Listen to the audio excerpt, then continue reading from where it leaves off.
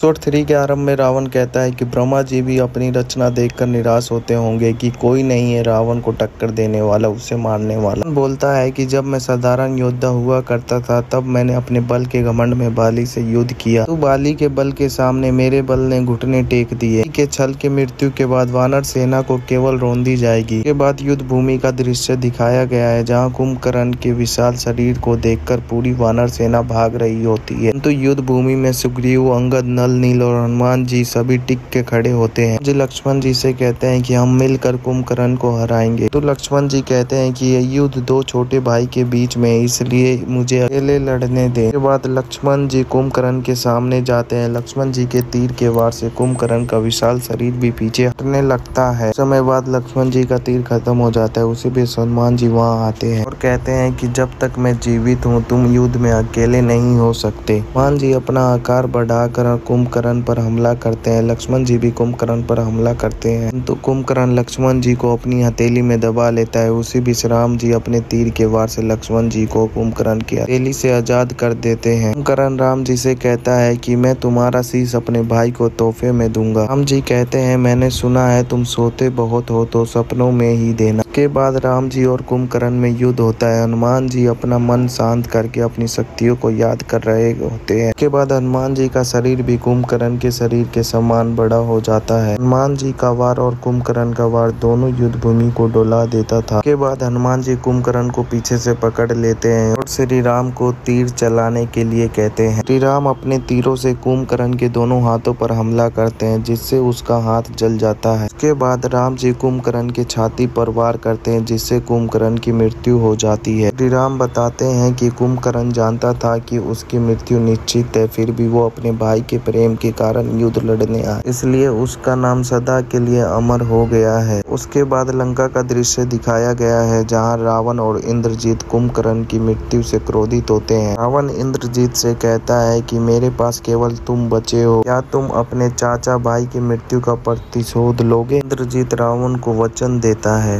उसके बाद वानर छावनी का दृश्य दिखाया गया है जहाँ सभी वानर जीत का उत्सव मना रहे होते हैं। उसके बाद राम जी हनुमान जी के पास जाते हैं और उनसे कहते हैं ये जीत तुम्हारे कारण हुई है, सेना को अपनी शक्ति फिर से मिल गई और तुम्हें भी हनुमान। राम जी बताते हैं कि इस युद्ध को मन और रण दोनों से लड़ते रहना होगा। उसके बाद श्री राम सोने चले जाते हैं। उसके बाद लंका में इंद्रजीत और अहिरावण को दिखाया गया है। अहिरावण इंद्रजीत से कहता है लंका का शेर बूढ़ा हो गया है, एक वनवासी स्त्री के कारण वो उसकी इच्छा में खो गया है। अहिरावण कहता है लंका एक नए शेर की दहाड़ सुनना चाहते। इंद्रजीत लंका का भविष्य तुम्हारे पर निर्भर करता है। उसके बाद वानर छावनी का दृश्य दिखाया गया है जहाँ वानर उछल कूद कर रहे होते हैं। हनुमान जी को चिंतित देखकर नील उनके पास जाता है और निराश होने का कारण पूछता है। हनुमान जी कहते हैं कि मैं 100 कुंभकर्ण को हरा सकता हूँ परंतु इंद्रजीत की काली माया को नहीं। रावण अब युद्ध भूमि में इंद्रजीत को ही भेजेगा। उसके बाद इंद्रजीत को दिखाया गया है जो कि एक गुफा में अपनी जीत के लिए यज्ञ कर रहा होता है।